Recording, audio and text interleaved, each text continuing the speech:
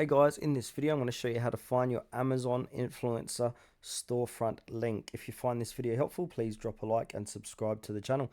In saying that, let's just jump straight into it. Alright, what you want to do is go to the Amazon influencers main page here. So affiliate-program.amazon.com/influencers. Once you're here, you want to make sure to sign in. So click on sign in. And now I'm going to sign in here. So username or email address or mobile number and password, and then click sign in. And then once you've signed, you fill that out, they're going to give you a one-time password that's sent to your phone. So go ahead and put in that one-time password. Then click sign in. And now from here, what you want to do is click under where it says influencers, and then right click my storefront.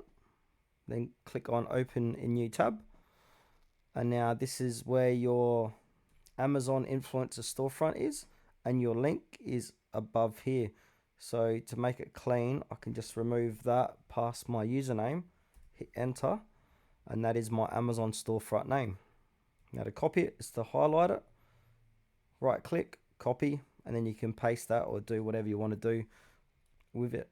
Another way to do it is to simply, where your name is, click on the little share button. You can send it via email, Facebook, Pinterest, Twitter, or just simply copy the link as well.